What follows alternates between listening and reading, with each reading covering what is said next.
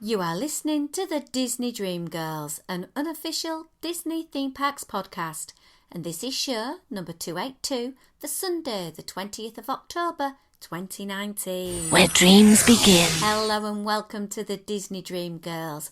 My name is Michelle Young, and together with my jolly good chum, Jayne Phipps, we are your guides to the place where dreams begin. Hello there, Jayne. Hello, my jolly good old chum. Quite like that. Well, I thought I'd emphasise the fact we are a Disney podcast grounded in our roots in the UK, but we have this mad obsession about these two American theme parks plus the other overseas theme parks, but we do tend to focus a lot on the American ones. Yeah. Well, original and best and all that, isn't it? Well, that's a bit controversial saying that, I suppose. I'm going to get slammed for that, aren't I? Well, no, because let's be honest. The American theme parks outrank Paris any day of the week. Absolutely. Oh, I feel like I'm being blasphemous now or something. I don't know. Right, okay, let's just start that again then. Each park has got its unique essence and things about it we love and not so love. I like that. Yes, I'm happy better? I'm happy to go with that one, Michelle. Yeah.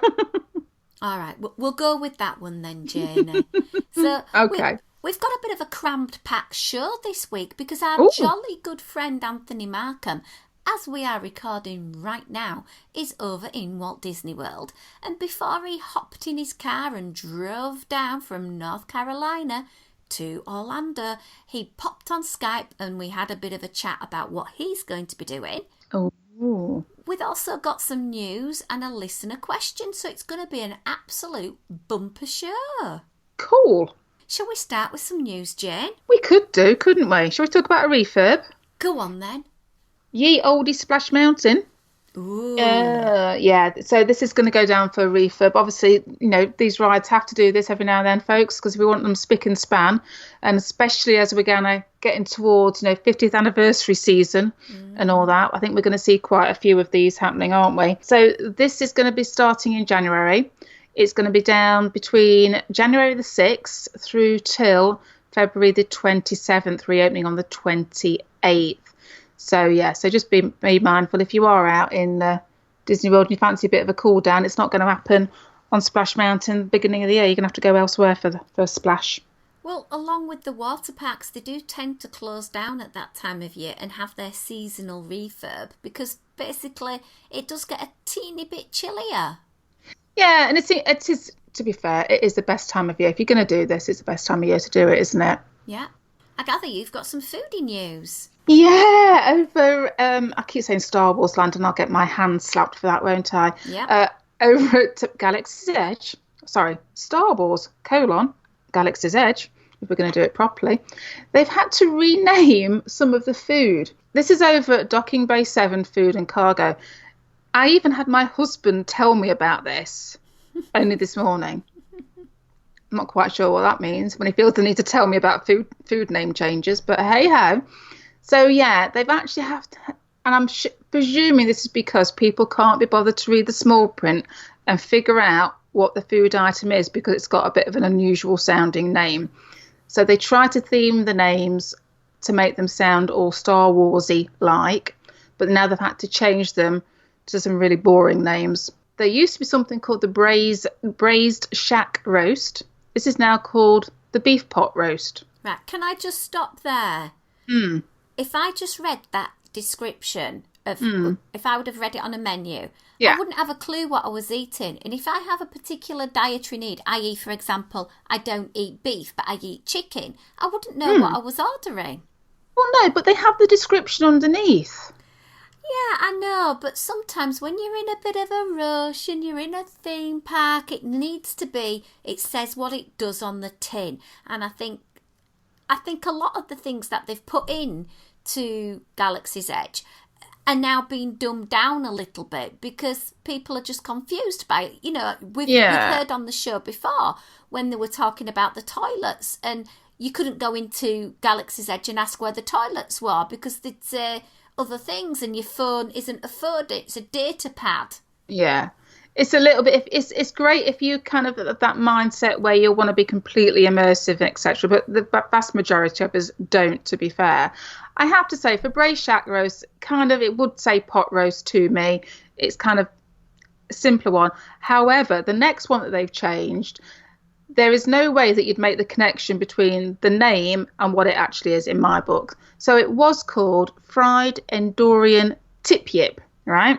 Okay. That doesn't imply to me any particular food that I can think of. What would a tip yip be?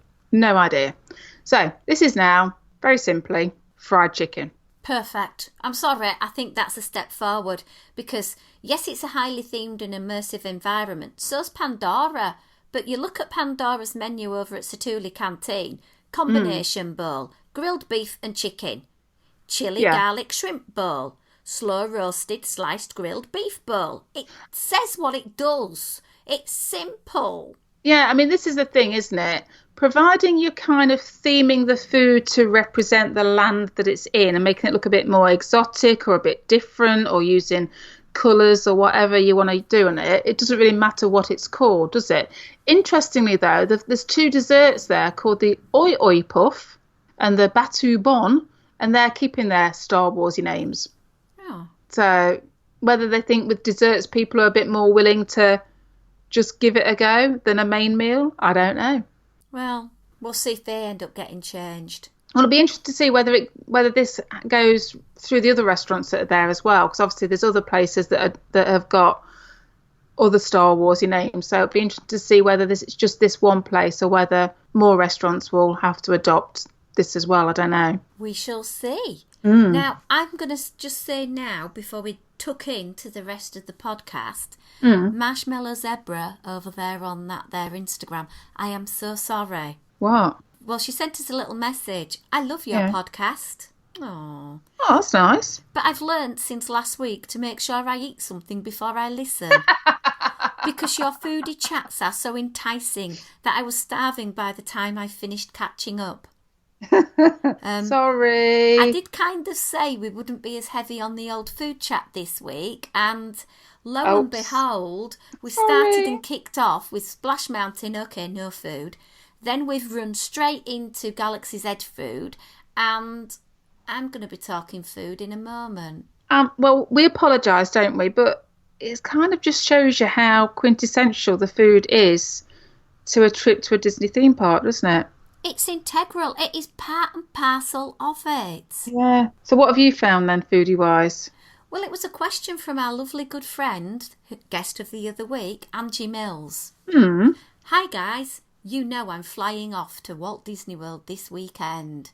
Well, I was wondering if you could help me out with a bit of a problem or query that I've got with regards to breakfast. Oh, okay. Okay, we all love a bit of brekkie, don't we? Yeah, best meal of the day and all that. Where can you recommend for breakfast that I don't necessarily need a reservation for, but is a little bit more formal than a counter service, i.e. a buffet? Help me, please. Love, Angie. Right, okay. I'm going to have to pass over to you because you're the expert on these sorts of things, Shell. Well, I did a bit of research. Right. And I've got a whole gamut of different Walt Disney World breakfast options for you. And the prices are quite different. Oh, okay. Roughly, you can go to a quick serve restaurant and get something, whether it be a kid's meal or an adult's meal, in the price range of about $8 up to about $15. Yeah. And this is what you get. Here you go. But for myself, I personally have the analogy in life of eating like a king and then the rest of the day sort of like a pauper. Yes. You know, a big brekkie starts me off for the day. And keeps you going. Yeah. So I sort of thought, well, where could I go or entice Angie to go and have a really good breakfast? And the first place that came to mind, which also happens to be the cheapest, was the Whispering Canyon, because over there they've got as a eat as much as you care to enjoy, a Whispering Canyon skillet. Ooh, okay. And how much is that then? Well, it works out when you include the tax but not the tip, $23.43. Right. And you've got a choice of 3 different signature skillets. Right. You've got a heritage one, which is house-made buttermilk cheddar biscuits, sausage gravy with Mickey waffles, scrambled eggs, country potatoes, hickory smoked bacon, and sausage pork links. Mm-hmm. You can go down the carnivore route, which is basically the same, but this time you have smoked ham, you have oak smoked brisket, no Mickey waffles. Oh, but I do like my carnivore. Yeah, that's very tempting. Get rid of the buttermilk biscuits for me because a bit too carby. Yeah, that's what I'm thinking, yeah. Swap it out for the next bit of bacon. Yeah. If you do fancy something that's a little bit lighter, they do a lighter side one, which has got a special oatmeal, fresh fruit, yoghurt, an egg white spinach frittata, turkey bacon, turkey sausage, country potatoes, and Mickey waffles. No, I'm going for the meaty one. But the thing I like about this place is if you're in a table with people that perhaps are vegan or have other dietary requirements, you don't have to have a skillet, and you can get something from their omelette range, their Benedict range, cool. their other favourites range. So you might just want your fresh fruit, or you might just want oatmeal or something like that. Works out really well, and I think that's a really good price, that. Yeah, nice venue as well. It is. It's always lovely to go over to the Whispering Canyon, and then you can get back on the boat to go over to the Magic Kingdom. Yeah. So I've tried eating there a couple of times, and I know you have. Yeah, very happy memories of over there. Next place I'm going to recommend is the Yacht Club, and that's the Ale and Compass. Oh, somewhere I've not been.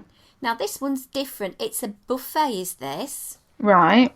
And basically you're entitled to as much as you want of the seasonal fruit, the yoghurt parfaits, there's like a smoked salmon area, there's pastries, your granola, your bagels, your rolls, your cheeses, all of your usual kind of thing.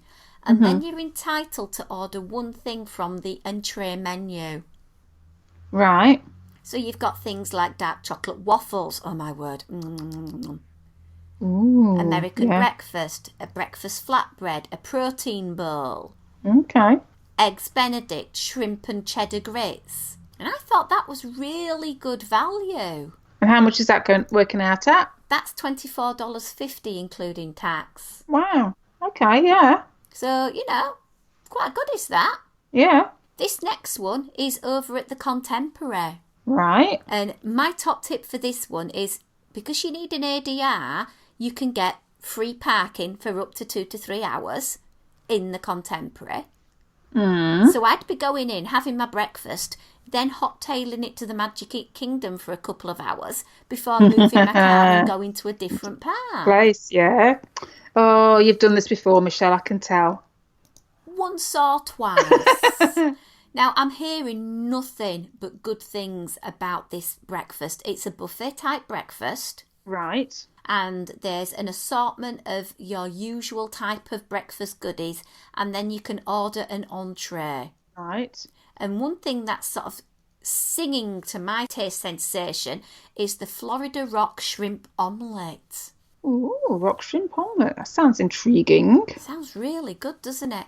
Yeah. So many people I know have eaten there. Our lovely friend Marla Chan has, and she loved it. It's $26.23, so a little bit of tip on top of that. I don't think that's bad. Not for over at the Contemporary, no. And as I say, there's that bonus of parking. There you go. So you can't put a price on that, literally. Yeah. If you want to go over to the Animal Kingdom Lodge, I highly recommend the Boma breakfast. Of course, yes. Lots of unusual tastes and flavours over there for the more adventurous, but there's also things for those of us who aren't as adventurous. $30.89. Okay, yeah. So that's it for the sort of what I'm calling the non-character tier. They're not bad prices though at all, are they really? Not at all. Because especially when there's buffets involved, so you're going to get, you've got that chance to fill up on lots and lots of bits and pieces. The next tier jumps up to $43.67, and this is your character ones. Okay. So it depends whether you fancy a character or not at brekkie time, isn't it? Yeah. So you've got Cape May over at the Beach Club. Yeah. You've got the Garden Grill, actually in Epcot. And I know, Angie, you're going to be eating there because you've told me that. Yes, I've seen that, yeah. You've got Hollywood and Vine. Yeah. Over at Hollywood Studios. You've got Crystal Palace over at the Magic Kingdom. Of course. And at the Polynesian Resort, you've got Ohana Breakfast. Right. So I suppose it depends what character you want. And obviously the difficulty with these are the ADRs do, particularly Ohana and Crystal Palace, get booked up quite quickly. Yeah, so you have got to be thinking ahead for these ones, haven't you, really? Whereas obviously the buffet ones is a bit more have a go and see sort of thing. Yeah. The next jump up is 1900 Park Fair over at the Grand Floridian. Mm-hmm. You're going up to $46.86. Right. And then the next one is over at the Contemporary. And I don't think you can call yourself a Disney fan unless you've enjoyed breakfast at Chef Mickey's. Yeah. I'm sorry, if you're going with kids, it is the place to go in Walt Disney World because you're having breakfast with Mickey Mouse. It's kind of quintessential. It is. I think once you've done it, personally, it's one and done. Yeah. Took the kids, we loved it, we enjoyed it, but it's $52.19, so it's getting a bit pricey now. Yeah, just a tad. But if it's, I suppose, if it's the only thing you're doing with characters, maybe it's worth it. True. And also, you've got to consider some of these are available on the dining plan for either 1 or 2 credits. Yeah, that's a fair point, yeah. Next one is Akashus. Oh, okay. I always forget about over there, yeah. Yeah, over at Epcot. And this one is $55.38. So if you like a bit of princessing. Wow. That's quite a hike up again, though, isn't it? Price-wise. Well, when you think you can have virtually a similar affair of food, but you're paying nearly $30 less, is that character interaction worth it for you for $30 per person? And this is what I suppose this is the question though with a lot of these character ones though, Michelle, isn't it? If you're going to pick, are you picking for the food or are you picking for the characters that you're going to see? And is it a case of picking for those characters because that way you can guarantee getting those moments with them? Next one is, I think for a lot of people, especially if you've got girls, and I don't want to be stereotypical here, but I am. Sure. Yeah. Cinderella's Royal Table. Yeah, I thought you were going to say that one, yeah. Now, this one does come with the tip, does this price, and it's $75.39. Ooh, yeah. That's not cheap. It's not the most expensive, though. Really? Yeah. Well, where are we going now? California Grill. Okay. And their breakfast brunch is $101.18. Wow. Wow, I know. Major expensive. You do get a mimosa as you arrive. You have the table for about an hour and a half to 2 hours. There is beautiful music, and in the evening you can go and claim your viewing spot for the Magic Kingdom fireworks. Right. I think I'd need a mimosa at that price. Yep, so there you have it, Angie. Let us know if any of those tickle your taste buds and if you decide to try any of them out. Out of the list, Jayne, is there any there that you would say, right, Michelle, that's where I'm going on my next trip? I've not been over to Boma, so I am quite intrigued by Boma, I have to admit. So that's probably where I would head towards, I think. Obviously, I have eaten in Whispering Canyon before. Yeah, I think it's going to be Boma that would probably get me. Characters, you know me, I'm so with characters. We did do 1900 Park Fair a lot of years ago, and I mean a lot of years ago, because I have some wonderful home video footage of our Ethan, who would only be about 10 at the time, I would imagine, interacting with Alice in Wonderland, and she was amazing with him, because you've got this 10-year-old boy just squirming at this.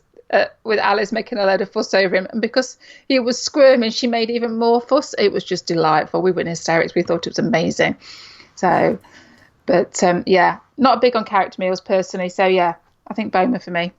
And for me, for a character meal, I don't like having my pictures taken with people in the background with the mouth open. So yeah, that's just me. Yeah. So I think I will be going over to try out the Wave, because that temptation with the car parking. Yes, this is true. So I think I'm going to be there. That's you and your astute budgeting, isn't it? It is indeedy. I think next time we'll have a look at Disneyland. Ah. Anyway, let's hear what our good friend Anthony Markham has to say about his upcoming Walt Disney World trips. Cool. Where dreams begin. Hello and welcome to this week's Disney Dream Girls, and I have with me a very dear friend who I have known for, it seems, 1 billion of years, but I haven't seen him for a very long time. Hello and welcome, Anthony Markham. Hello, my love. I can't believe it's been over 3 years now since we've seen each other. I know, and we basically met through the podcast. Yes, we did. I think even back in the Touring Plans Network days. So that was a while back. A very long time back, and a few years ago we planned this sort of trip. I was going there with my friend Stephen, and you sort of came down for a long weekend, and we hit Walt Disney World together. And you gave me the best birthday gift, the Star Wars dessert party. That was wonderful. Well, it had its highlights and lowlights. Let's skip those lowlights, shall we? But yes, we've had some good stories of Disney. We share the love of Disney. When was it you went to Disney World for the very first time, my lovely? I think I was 7 years old, so that was 1985, I think. Yeah. Didn't go again until I was 17, and then again at 27, and now I think I've been 8 times since then, so Disney was more of an adult thing for me. So. And that's how it is with some of us, just like myself. Exactly. I was late to the party. Yes. So what other Disney parks have you managed to travel to yet? Well, I've only gotten to Disneyland. Nothing outside the continental U.S. yet. We'll come back to that. Oh, yes, we will. Teaser, teaser. As we are recording this, you are literally stuffing the old Disney t-shirts in the suitcase and getting a big grin on your face because literally 24 hours onwards, you will be in your car travelling all the way down to the Magic. Yes, I will. And also packing the Halloween costume for Mickey's Not So Scary Halloween Party. So you must obviously live in an area that allows you to drive. Is it the first time you've driven or have you driven before? I've driven a couple times. It's about an 8.5 hour trip. So it's not awful, but this trip kind of got planned more last minute, so I missed some good airfare rates. So it was more of the being very conscious of the price. Yeah, oh, yes. We can go to Disney, but we must watch our money so we can go to Disney more.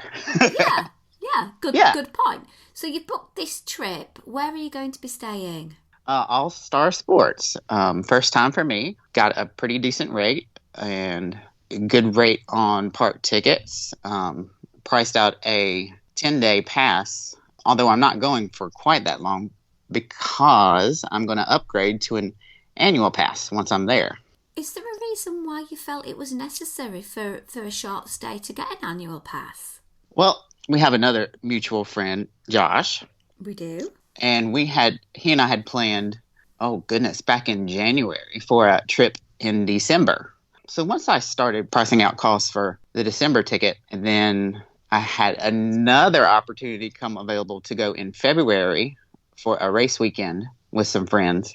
After I totaled up the cost of a 9-day ticket plus a 4-day ticket, I was already contemplating an annual pass. And then I had this opportunity to go in October to use up some vacation time before my vacation time resets. And I said, why not do it? And honestly, I'm going to save money with this upgrade to the annual pass instead of buying everything individually. Plus, I'll get discounts with the merchandise, with dining, maybe even squeeze another trip for my birthday next year. It is within driving distance, and it's a holiday, so why not? Sounds a great plan. And yes, some days you've just got to do a little bit of the maths, haven't you, to work out where that break-even point's going to fall. Exactly. So very excited. So would you like to share some of the plans that you've got? Because you've hinted at Halloween. Yes, that is the first stop. That will be Monday evening, and I will be Captain America. I'll send you pictures, my lovely. Oh, so exciting. Tuesday, I'm going to have a bit of a lie-in and head over to Food and Wine a little bit later that afternoon. you and I are kind of the same thought. Sometimes those crowds are a little bit too much. So I'm planning on an easy day there. Then Wednesday, you know where my heart is. It will be Galaxy's Edge. I don't know if you've been looking at how the park hours are, but Hollywood Studios is opening at 6 a.m. for the next few weeks.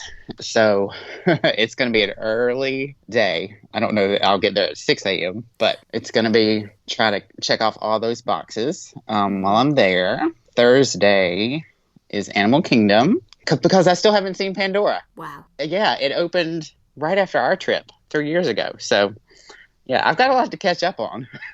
And then Friday is a Magic Kingdom day. Got some friends in the Orlando area that I hope to be meeting up with. So yeah, because my trip was planned a little bit later, I don't have some of those top tier fast passes. Like I didn't get Flight of Passage. I didn't get Slinky Dog Dash.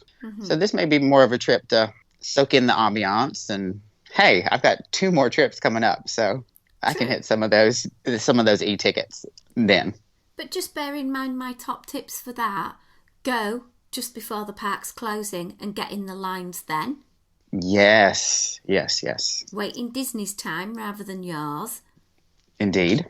Or, keep an eye on what's happening with regards to the app, because some days you can get an on-the-day fast pass, even for those hot ticket places. Okay, good. What of you've seen most of this stuff? What would you say is skippable? Navi River Run. I don't particularly like that one. It's very pretty, but it's very short, and to me, it's just like a boat ride through a garden centre's display for Christmas with all the nice sort of twinkly LED lights, and there's music and there's an amazing animatronic, but it's not one I would queue long for. I think I did queue an hour once for it, and that was purely because we was in the Animal Kingdom and it torrentially rained, so we thought, well, it's a dry queue, we'll go wait. Okay, yeah, okay, that makes sense. It's one of those that you may turn around and say, not worth it. Okay. I think 30 minutes and you're good. You'll get, a happy smile on your face. But for me personally, it's not a long one. Flight of Passage, it's difficult because there are some very, very long lines for that. Unless you're going to go first thing or last thing or get an on-the-day fast pass, that's going to be a tricky one, especially without a fast pass for you. Okay. What do you think about Slinky Dog? I love Slinky Dog. I prefer to ride it at night time. Okay. I just think it's got that edge, but I'd also like to ride it during the day because you can get some great views when it goes up the incline. So with that one, either go first thing, and I mean very, very, very first thing, or keep an eye on the app because sometimes you can get a surprise. Okay. I will be planning on spending pretty much all day that Wednesday at Hollywood Studios, so that'd be a good day to keep my eye on the app. Yeah, and even if you have to go join the queue, Anthony, at the end of the day, there ain't a great deal of things to do at Hollywood Studios right now. Yep. Except, Star Wars. I can't wait. Anthony is the world's biggest Star Wars nut. Yes. Even my tattoo. Oh. I'm so excited to see your pictures. I hope you have an amazing time. It's all very exciting. Thank you, dear. And then you've got a Christmas trip coming up. I do. That's actually a little bit longer. It's going to be about 9 days. Starting off at All-Star Sports again, but then transferring over to Animal Kingdom Lodge. Oh, gorgeous. Oh, so excited. So did you book all of this via your travel agent or did you use DVC points? Oh, I started the DVC route and I got a week there. Very good value. Savannah View room. I can't wait. But a couple months back, they announced that Rise of Resistance was going to open on the day we were due to arrive. Mm-hmm. So I decided to get a jump on the Fast Pass situation and add a couple days at the start of my trip. And that's when my travel agent got the All-Star Sports room for me. And I think you're doing it the right way around, because if you go from Animal Kingdom Lodge to All Star, you're going to be like... let down. Yeah. Yes. Now, we have stayed at Animal Kingdom Lodge before, you and I, and that's a beautiful resort. I can't wait to see it at the holidays. Oh, you're going to have a blast. You're going to love it. Absolutely love it. We were talking a little bit off air that you like to do the Christmas tour there as well. Yes, I would love to do it. After I upgrade to that annual pass, I may see how the pricing for that is. I had the opportunity to do it 8 or 9 years ago now. Got to see Epcot, early access to the World Showcase. Got to hear a lot about how they decorate the parks, the whole process there. We went to the Magic Kingdom, went through some of the backstage areas there. We went to the Grand Floridian, of course, and that's one of the must-dos. Mm-hmm. And I believe we finished at the Christmas warehouse backstage. Oh, it was amazing just seeing how they create some of this beautiful decorations and learn about how extensively it's planned out. I think they told us they were planning decorations for Christmas 2 years in the future already. Wow. It's just amazing because they create stuff not only for Disney World, but they create it for Disneyland. They were creating stuff for the cruise ships. It's astounding. So when you're there, do you think you'll do Mickey's Very Merry Christmas Party? Honestly, I doubt it. Of the two hard ticket events, I think the Halloween party is far superior. Mm-hmm. And also, if I do go the route of the Christmas tour, I think that'll be enough of a treat for that particular trip. And plus, you can always think about if it's the fireworks that you want to see for Mickey's Very Merry, you could go somewhere out of the park that has a viewing spot. You know, you could be on a piece of transportation like the ferry boat over to the Magic Kingdom. You could get a dining reservation at the California Grill to be able to see. Yes. That's another thing that I would love to do on that particular trip is just tour the monorail resorts. You know, see all the decorations there. Oh, definitely. Go and take pictures of all the different trees. Yes. And maybe get some more gingerbread at the Grand Floridian. Well, I know somebody in England that would really appreciate some. I believe we can arrange that because I believe she's coming to the States pretty soon after that, isn't she? I am. Yes. I'll already be working on your package. Don't worry, dear. And then I can compare Walt Disney World gingerbread to Disneyland gingerbread. Well, I didn't realize they had it there. Yeah, they sell it in the Grand Californian. Oh, okay. I need to get out there one year at Christmas. Oh, my word. Get on a plane this Christmas and meet up with me. That's sorted. It's a Small World Christmas is the best. Oh, my word. I am so giddy. Anyway, not talking about my trip. Talking about the other trip. Yes.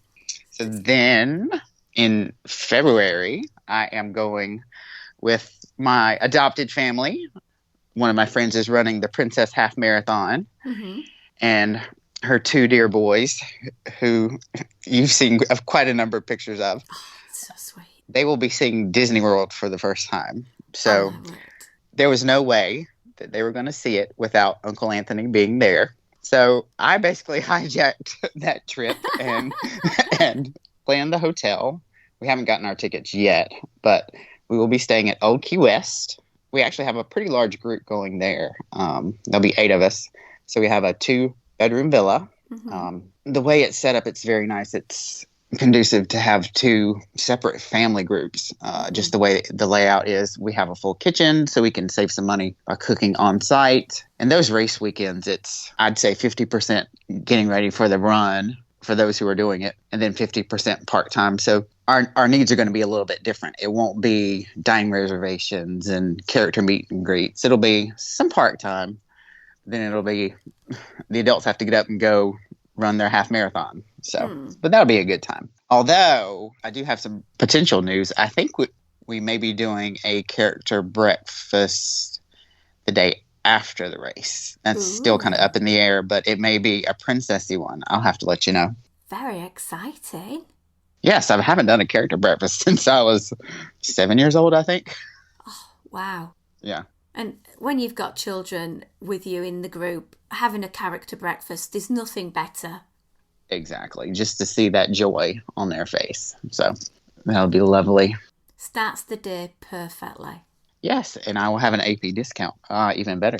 Absolutely. Now, you're not much of a foodie, are you? Not really. Don't get me wrong. I enjoy good quality food, but I value my time out exploring the parks. So you're not going to be wasting your time having deluxe dining. It's more going to be counter service, snacking, and Exactly. having all of those wonderful experiences. Exactly. Particularly, I tend to go quite a bit by myself, so I'm not one to have a big extravagant meal on my own. It is a bit difficult, isn't it? But it can be done. I've been to the high-end restaurants in Walt Disney World, Disneyland on my own, and it doesn't bother me. Yeah, I'm sure they would still treat you lovely. Yes. The other week we were chatting, as we do quite a lot on the old messenger, and I sent you a picture of my spare room.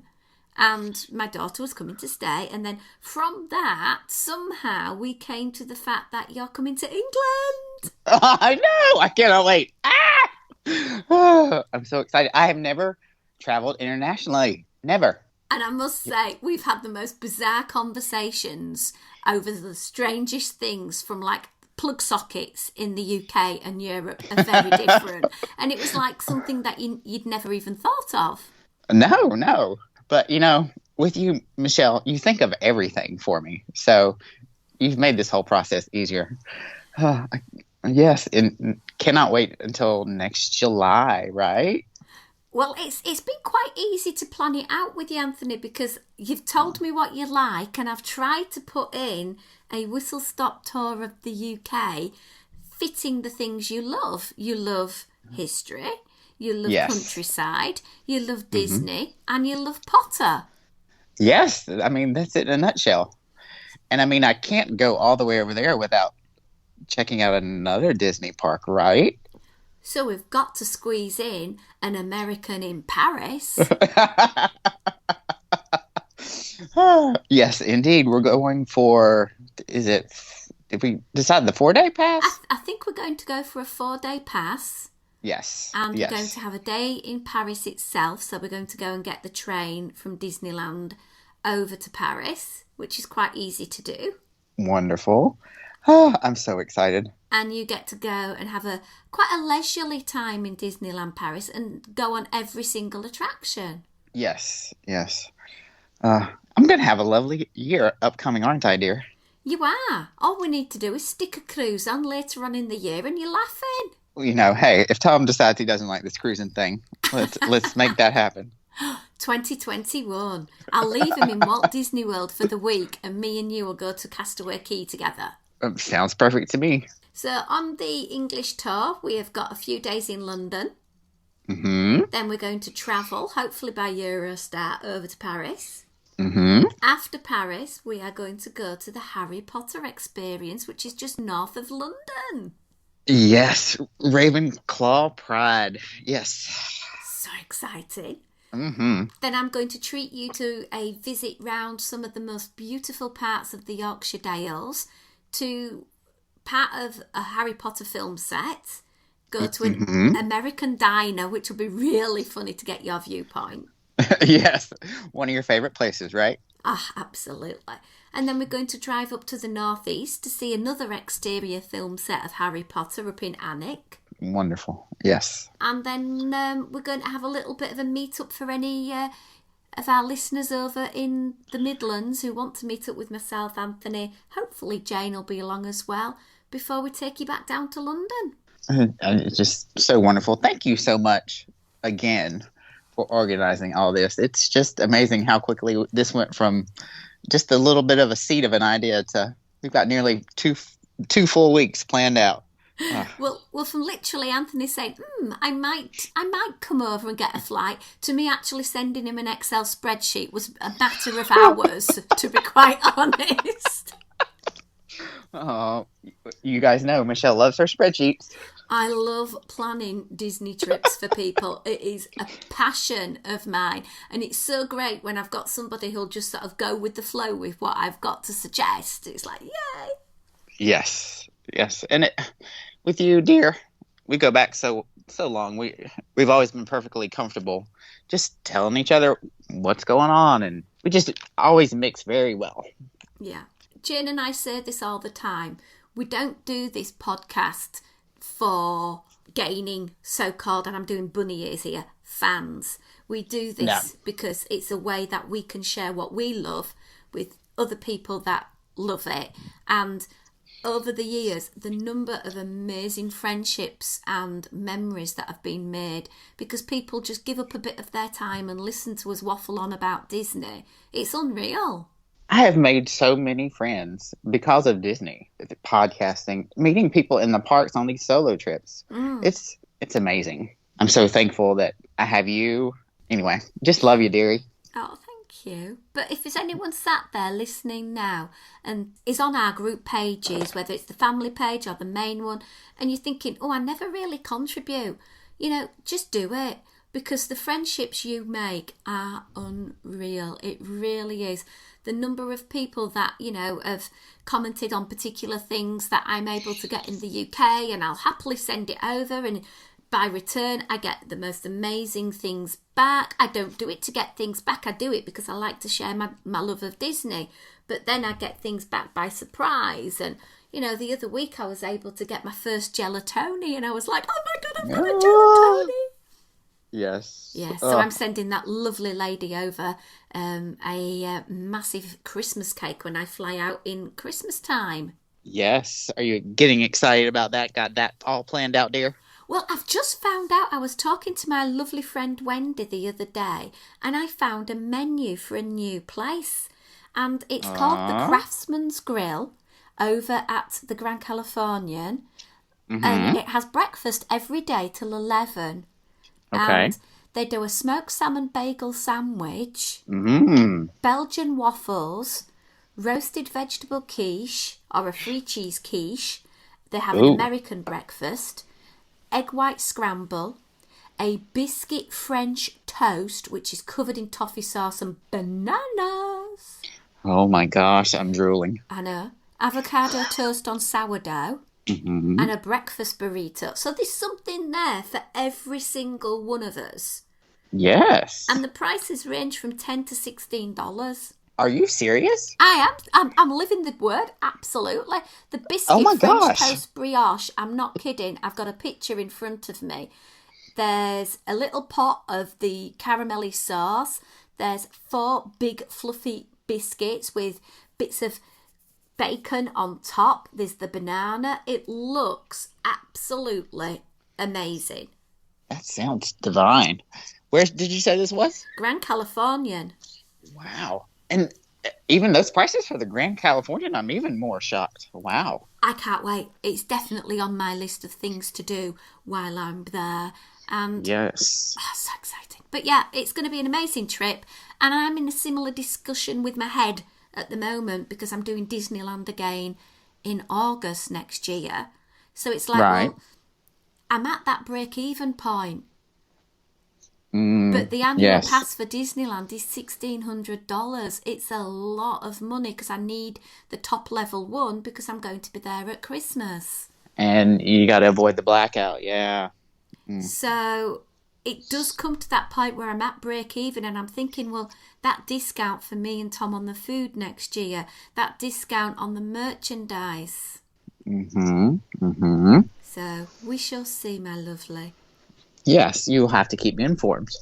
I will indeed, and I'm hoping for lots of pictures from this week's trip because by the time this show is aired, we will have had the trip. Yes, but, I'll be sending you pictures and feel free to send them along to the listeners. Perfect, I will do, my darling. Well, I am going to wrap this up now. Anthony, I am so blessed to know you. Thank you for sharing your love of Disney with us today. Well, thank you for having me, Michelle. And it's always good to talk to you. And I love you, sweetie. Love you too. Where dreams begin. So there you have it, Jayne. 2020, we are having an international podcast meetup in the Midlands.